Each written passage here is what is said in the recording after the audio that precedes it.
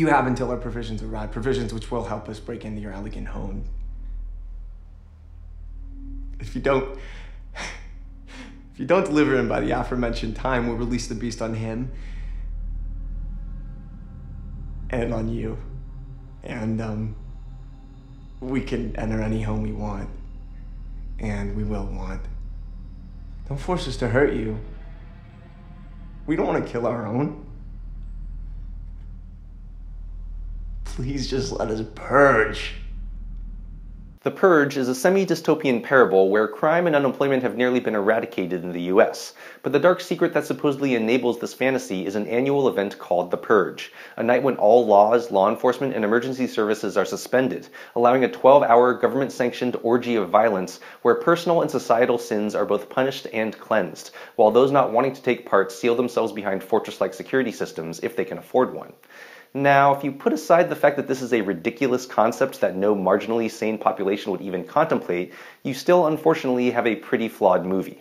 But The Purge is a lean and nicely tough piece of work with some truly heart-stopping moments of tense action and a heaping helping of intriguing social commentary that will rile conservatives if they or anyone else bothers to see this movie.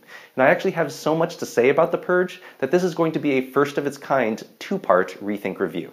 Set in 2022, but is more like a current-day alternate reality, The Purge mostly takes place in the spacious suburban home of the Sandin family. The father, James, played by Ethan Hawke, is a rising star in the obviously lucrative home security business and has outfitted nearly all of the houses in his gated community, including his own, with barricades and surveillance. James's wife, Mary, played by Lena Headey, resentful teenage daughter, Zoe, played by Adelaide Kane, and techie 10-year-old son, Charlie, played by Max Burkholder, plan to lock themselves away until the Purge is over, while their neighbors plan to spend the night socializing or preparing for their own deadly excursions. But things go downhill fast when a bloodied, unnamed man makes his way into the Sandins' house. The man, who seems to be a veteran and is played by Edwin Hodge, is being pursued by an armed gang of seemingly affluent, sadistic young white couples wearing creepo masks, led by a polite prep school type, played by Reese Wakefield, who demands the Sandins give up the vet for purging or the weirdos will bust in and kill everyone inside. The Purge is being marketed as a horror movie, which it technically is, though that's also the film's biggest problem. To me, The Purge isn't a horror movie. It's a violent, cautionary, suburban psychological thriller action fable about what would happen if the Tea Party took control of a desperate America, and tried to fix things by creating a holiday based on their gun-loving, violent, racist, religious, jingoist, libertarian fantasies, which I'll talk more about in the second video.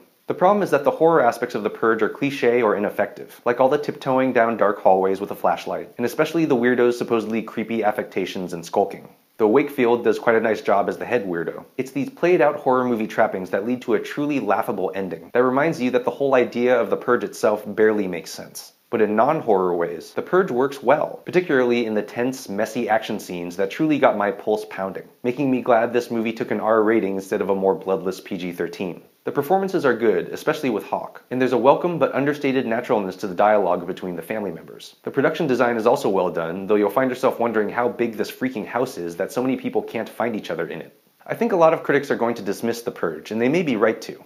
You'll get a few startled jumps, but The Purge isn't satisfying as a horror movie, the concept of The Purge itself is fairly ludicrous, and it's got a crap ending. And I'm sure critics will slam The Purge for its attempts at social commentary, claiming that the movie takes itself too seriously or has a scattershot approach to addressing the issues. But while you can call it scattershot, that doesn't mean it isn't aimed, because The Purge is pointed right at conservative ideology in a way that makes it one of the most interesting movies I've seen so far this year, and I'll explain why in my second video on The Purge. I'm Jonathan Kim, and this is a ReThink Review.